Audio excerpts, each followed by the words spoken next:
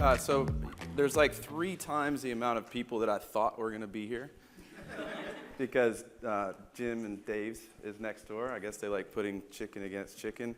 Doesn't really help me that they released this morning that they were going to get to like 1,000 units or something in the next 3 or 4 years. But I'll try and make it as exciting as possible. I heard music over there. I don't have music. We're going to talk about real stuff here today.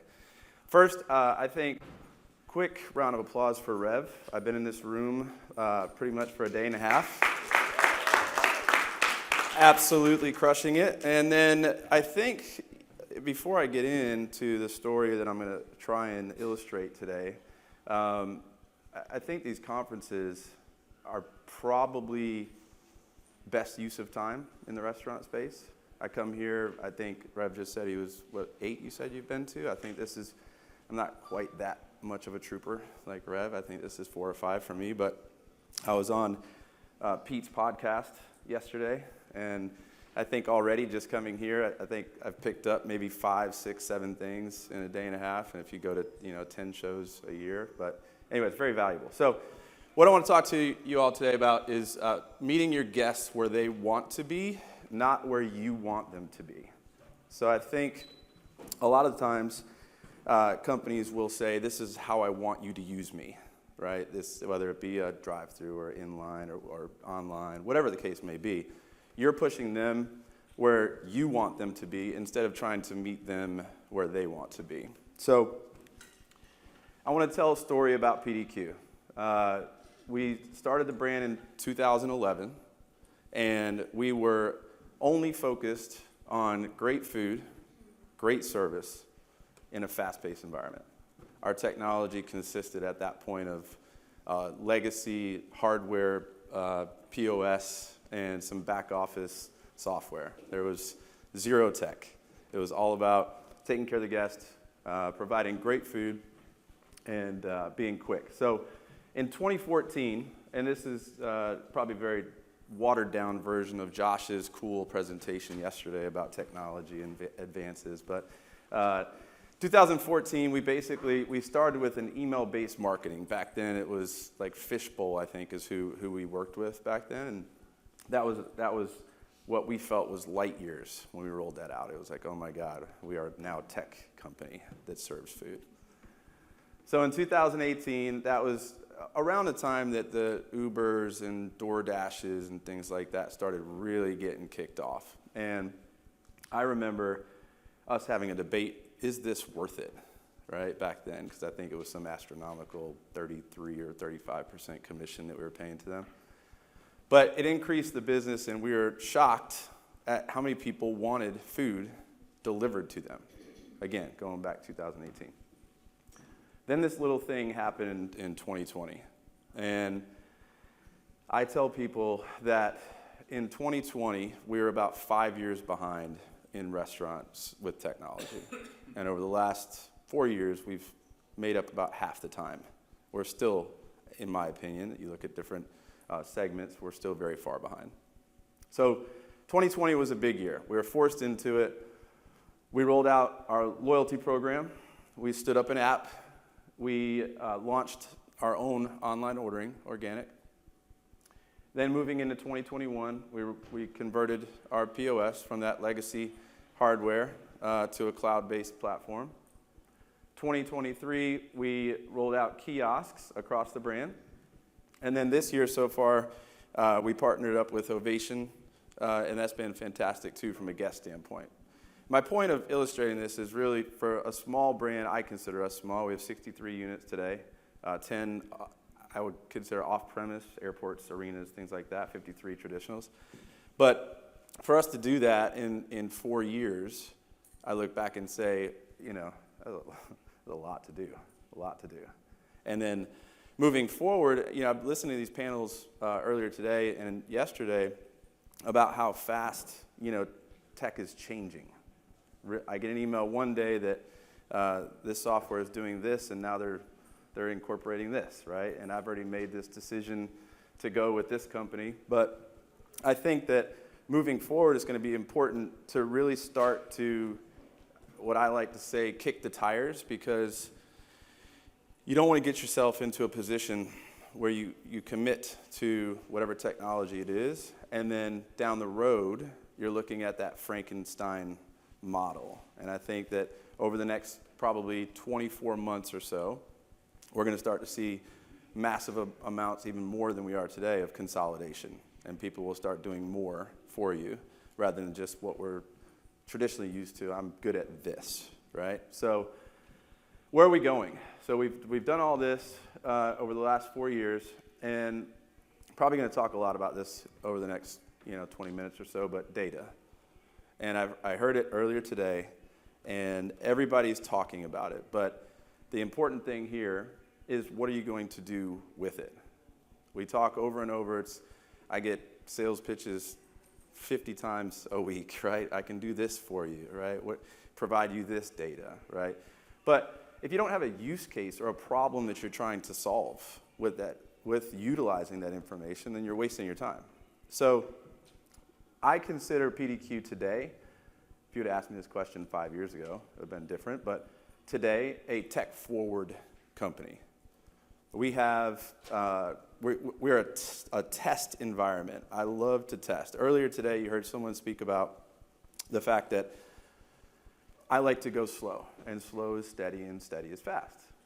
I'm in total agreement with that. However, I also think that I like to test things. My team is agile. They enjoy testing things. So give a small shout out here. I wasn't going to do this, but we're testing Botrista right now. I don't know, anybody here familiar with Botrista? Yeah. So we have it in like 4 restaurants, and we didn't know how it was going to go, and we slimmed down the menu. It's selling, some frozen lemonades, some bobas, some coffees. We put it in 4 restaurants, and they're selling almost 200 a day, 200 of these drinks a day. And we don't allow you to do it with a meal. So it's all a la carte on top of it. So how I'm going to tie this back in is that I think you should take the opportunity to test things when you look at your guests and your team, right? You never necessarily know, unless you listen to those 2 subsets of people, what's going to go well and what's not going to go well.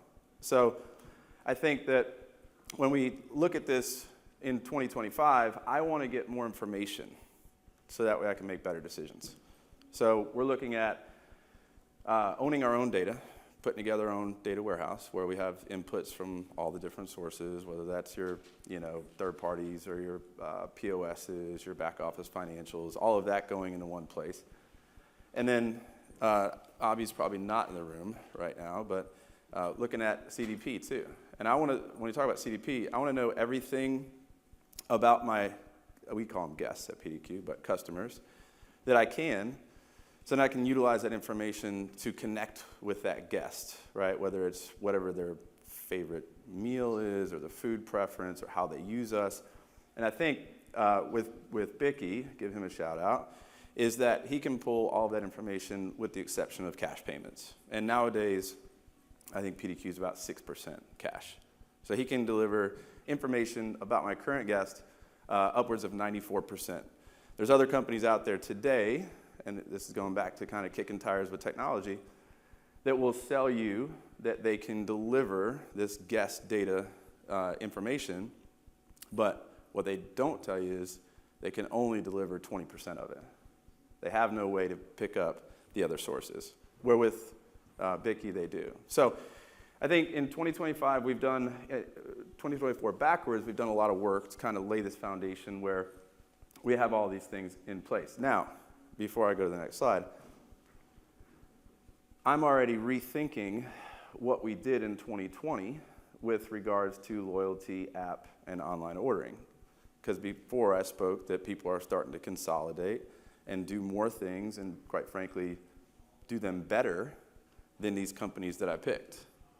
And one thing that was insightful to me yesterday, and that I agree with, I like smaller companies.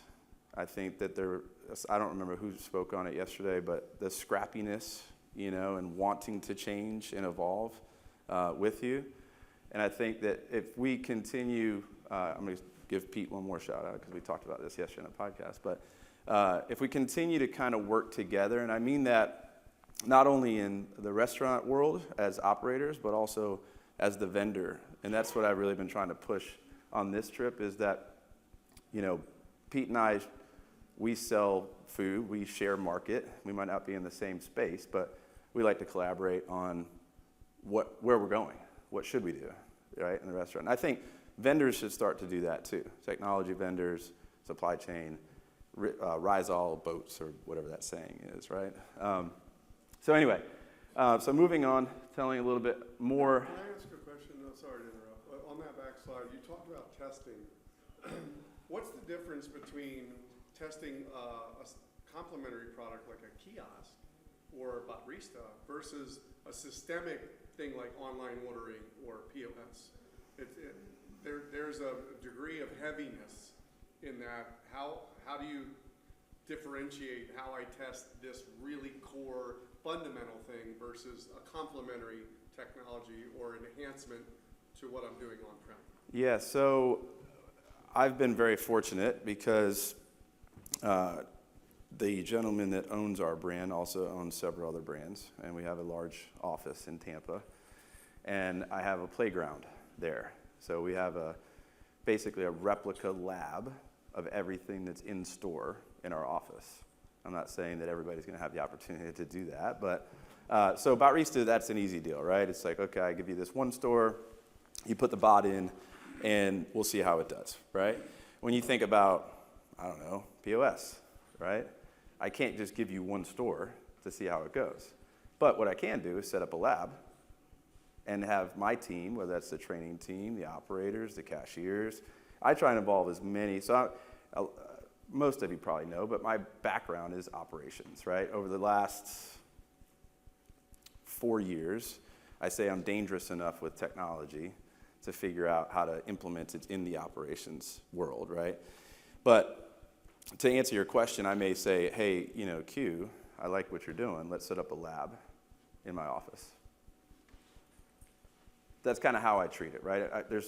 You can get a restaurant, but in certain cases, you're not able to go into that restaurant, whether it be contractual or obviously because of the integrations that go along with kind of the point of sale. And how would you do that for the loyalty app online? If you're starting to rethink that, that's like a really nebulous thing to test. Yeah, I mean, with that one, I don't know that I could actually get into a test with that. I would have to kick the tires as much as possible with that company, and then also, I'm a big reference guy, right? I talked about earlier collaboration between operators.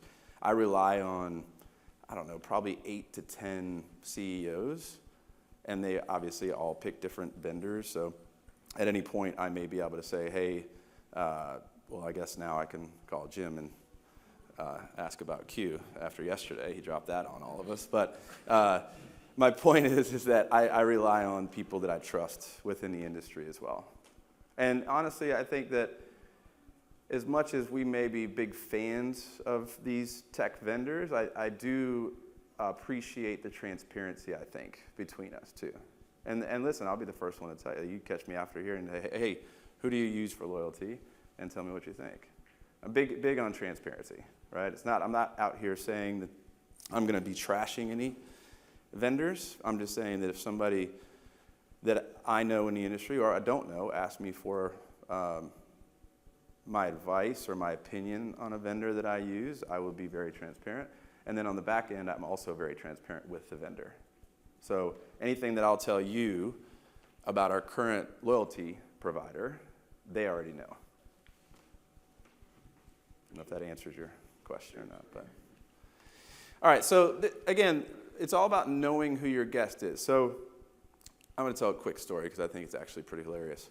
The kiosk deal. I've been beating the kiosk drum for 5 years at PDQ because our price point, about $11, $12-ish. We get a lot of kids. We're in, I would consider, premium QSR. So our biggest cohort is 16 to 24-year-olds. And that's exactly what we want, right? Because the reality is 16 to 24-year-olds eat QSR 5 times more than any other cohort. So I look at that cohort of people, and they're already trained to use a kiosk. How many of you flew here? How many of you went and talked to somebody at the gate? Not a single person. I did. Oh, you did? Well, yeah, because I'm exit row, so they have to confirm that. Oh, yeah. So you go to an airport, you can do everything from a kiosk. You go to, so I live in Florida, big gas station down there is Wawa. Anybody heard of Wawa before? You go in there and you're using a kiosk to order your food. You look at the big QSRs, right? I'm not going to name drop them, but all of them have kiosks. It's like we've trained everyone that this is how you're going to order your food. So I fought for 2 years because there was an internal battle at PDQ that we're not going to do kiosks, right? I have a kiosk in my pocket, right? I can use my phone. I said, sure, you could use your phone, or you can use a kiosk. So we finally put it in the test, and the first week, we had 40% adoption in the dining room to the kiosk. And mind you, I should preface that by saying, I'm not like some of those brands out there who push you to only use the kiosk. We still have the option when you walk into our dining room, we have a cashier that can take your order at all times, at all times. So 40% adoption. Check lift was like $5 above what the cashier, because the reality is with a kiosk, and this isn't like I know you guys probably, there's our kiosk vendors here actually, but the reality is that people feel like it's a game playing on it. They like to customize, add this, do that, whatever it might be. And there's no like guilt. So when I order from a person, I'm like, yeah, I don't need that cheese or that cookie or that milkshake. I'm just going to get but when you're on that kiosk, man, it's like, yes, give me that, add that, put it in there. Next thing you know, it's a $20 check instead of 12. But then the ironic piece is that the first weekend in that test environment, my operator that's been with me for 10 and a half years or so calls me and says, hey, I have to put more people in the kitchen because I just opened up the floodgates. So now it's in Gainesville, Florida, pretty busy restaurant, especially with the kids there going to Florida. We just put 2 more registers essentially in on top of the 2 that we have inside, plus the 3 line busters in drive-thru, plus the Olo, et cetera. He's like, yeah, do it. That's exactly what I want to hear. So the throughput, so our line, instead of having lines out the door, now you might have 7 or 8 people in line because you're taking 4 orders at a time. So you get less abandonment, et cetera. Anyway, the moral of the story with the kiosk is that I knew we wanted to test it, and it may not work for everyone's business, and I've got a slide to talk about that in a second. But if we would have never tested that, within 4 months now, they're live at every location. And we're seeing not only the sales lift, the throughput, but we are actually saving on labor too, because there are parts of like our day, that 2:30 to 5:30, that's very slow for us inside. Drive-thru's busy. Moms, kids, after school, all that. But so we're seeing a savings there anyway. But don't be afraid to test, and let your guest and your team give you the feedback. The guest will vote with their wallet whether or not they want you to use whatever that technology is. Okay, so again, back to kind of understanding who they are. So, going back to that timeline in 2018, the only thing that we had was dine-in, to-go, and drive-thru. That was our business model. And back then, we were 65% dine-in and 35% drive-thru, believe it or not. We build pretty big buildings, 3,500 square feet, natural light. So I think back then people wanted to come inside. Obviously, things have changed, right? So what we're looking at along that timeline is, okay, how do I solve for my guests' needs? I have a problem. Kiosks, I have lots of people under 35. I have lots of people that are coming in and they're on their phone. They have earbuds in. They don't want to talk to anybody, but they want to be able to place an order. And they don't really want to interact. I'm not saying all my guests, but there's a good subset of them. So kiosks made sense. That probably doesn't make sense for some brands. I think I actually have a slide, the next one. Third party.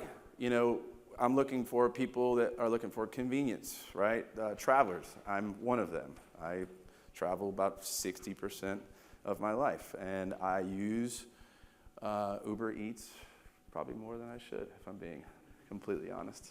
And you have some that can't drive, to be honest. I mean, you have kids. How many of you have kids, like teenage kids in the room? Are they able to order on Uber? Yeah. Online ordering, I think that for us with loyalty, and we're going to talk a little bit in just a second about this, but people want to feel rewarded. I want to get upgraded on my Delta flight, right? And the same thing with restaurants. You want to feel part of something. Drive-thru, that's simple for me. It's lack of time, or I can't get out of the car, right? I need to get through, get fast, feel good about what I'm getting, get out of there. And then dine-in, they want the hospitality, the interaction, more of an emotional connection. We still put a lot of emphasis on hospitality. We had a long conversation last night about how you can deliver that experience through the drive-thru, because I think that's very difficult to do. I mean, you basically have menu boards, someone taking your order, here's the food, and go. But I think there's some innovative ways to do that. I'm not going to give those out here. I'm gonna test it out first. But here's the big one, right? And so evaluation of the technology. I involve as many stakeholders, I think is what they used yesterday, and then Rev, you coined it as like hoopers. So I use as many hoopers as possible. And I get, I like the word maniacal yesterday. I don't remember is that Josh's? That was good. I try and involve as many people. I mean, whether that's a 16-year-old cashier, a 10-year vet at PDQ that's been running the same restaurant that does incredible work operations-wise, the new operator, the marketing person, the training person. I'll even throw in our CEO if he'll show up to talk about it. So, but you get everybody together and they feel like they own a piece of that. And they're going to tell you what you should do. So that's how I evaluate the use of the technology. And again, back to spend a lot of time with peers, and I actually very much so enjoy the technology side of the business now. But I think that's a big one, because I think too many times we don't ask enough questions, and therefore we move forward and we regret it later because we didn't realize that, yes, you're integrated, but like, okay, how much can you actually do? Because I think, a lot of people will try and sell you something that, oh yeah, we're integrated with your POS, or we do that. And then you get there's like, well, kind of. We talk to it a little bit, but there's not the functionality that you want. Yeah, it's on a roadmap. We're going to get to that at some point. But so I just threw some things like kiosk, right? I don't know that assembly-like style dining is good for kiosks. I couldn't see myself going into, what's the pita place that we went to the other day? Naf. And I couldn't see myself using a kiosk there, or a Chipotle, right? So you go in, no, I want that. I didn't really know what I wanted at Naf, by the way. But when I go to Chipotle and you walk down the line and choose, I don't see necessarily a kiosk good use case for that.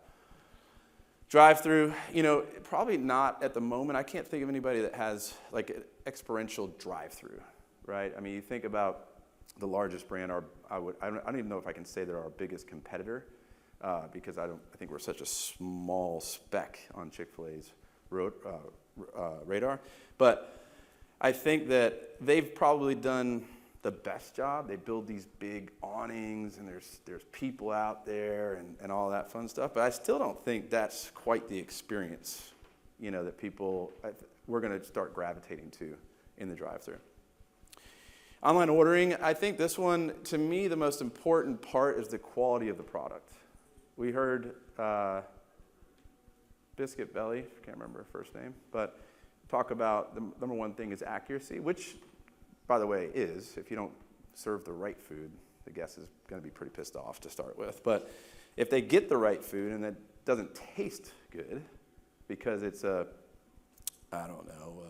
French fry, I don't think that we serve 85% of our side items are French fries. But I think you order third party and you get it home, probably not the best quality product.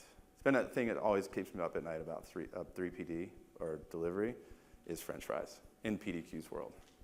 I think you get a sandwich, it's great. Tenders, great. Salad, fantastic. French fries, cold probably by the time the driver gets it to you 25 minutes later. And then dine-in, we heard from Swig. I don't think Chase and those guys build dining rooms at Swig, right? They just want you in and out, grab a drink and go. So I don't know that building a big footprint with a dining room is the right fit for those. Okay, so we talked a little bit about data earlier, and I kind of already gave some of the answers to the test, but I think the number one question that you're trying to look there is like, what are you trying to solve? I think we get lost in just wanting to talk about all of this new informative technology. I was pretty impressed by the AI presentation earlier. I don't know if you guys, the ChatGPT conversation earlier. I think I found my new obsession, by the way.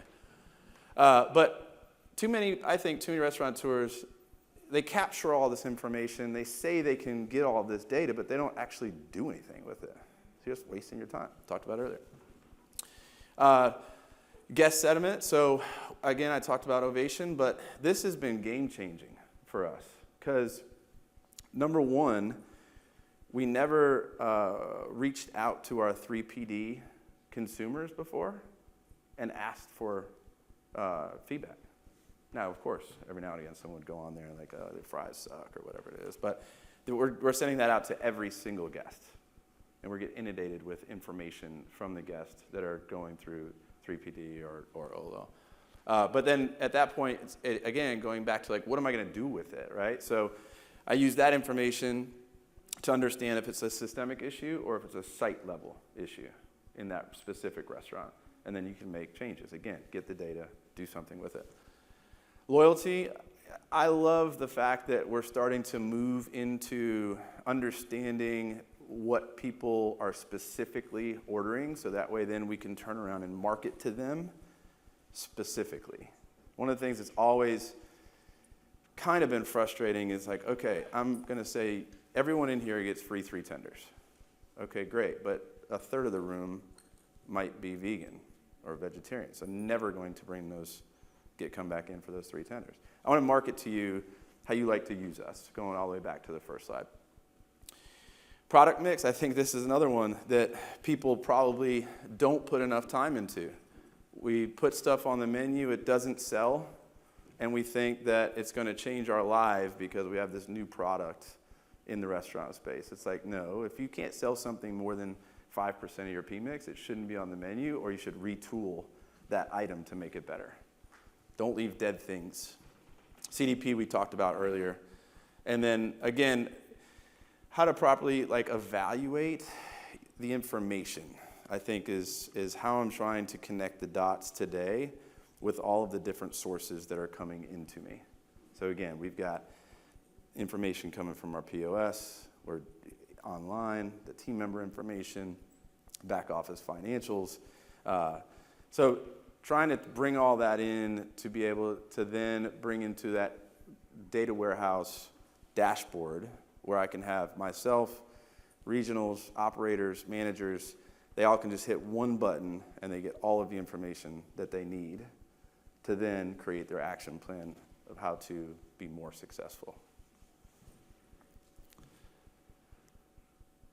Last slide. So loyalty, how has this progressed?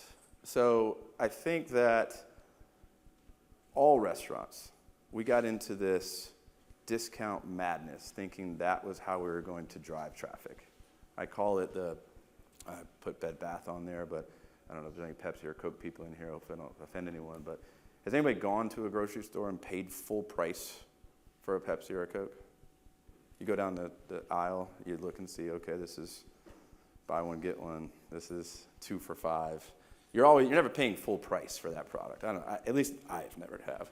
Same thing with Bed Bath. They're always 50% off or 25% off. We're starting to move and seeing results with the reward system at PDQ. Instead of sending you something that says, hey, come in for this BOGO. And then what happens is you're going to wait until we say, hey, come in for this BOGO. So you're never going to actually use us and pay full price for our product. not saying everybody, but everybody we're trying to drive, we're driving them in only for that discount. I think that loyalty systems now are starting to progress into gamification, making it more interesting for the guest to be part of the loyalty program online and through the app. We're starting to break out the tiered approach, and this isn't new information, right? Today we're just giving you points for your visit. If you go on to PDQ Loyalty, you're getting points, and you can save the points and then redeem them for a sandwich or a drink or whatever the case may be.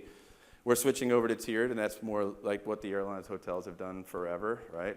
Anybody here gold status with any other airline? Or maybe diamond with Hilton?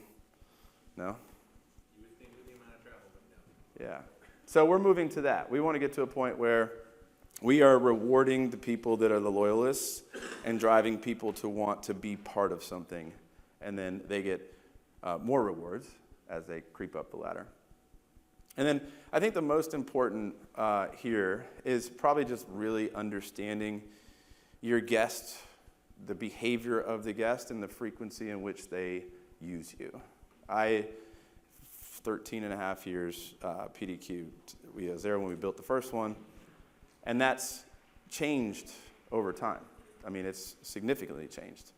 When we first started the brand, it was your family's moms, dads, small kids. They want to go through a drive-thru that they feel good about eating. We make everything in the restaurant, right? We hand bread the tenders. It's not frozen stuff that just gets dropped in the fryer. That was where we started. We had a lot of families. And then it progressed between 2017, 2020, into even an older group. We got up to 45 is our average, 45, 50 years old. Now, I don't know if that's because we were around for 10 years, we had that 30, 35-year-old consumer, and then they got older over 10 years. But the last three or 4 years, we've really focused hard on getting back to the largest subset of individuals that eat QSR, like I started today talking about, that's 16 to 24. That's where we want to be. And how that's relevant is your brand might be wildly different, but trying to understand who your guest is, how they behave, and then how frequent they're coming back to you, I think is the most important part.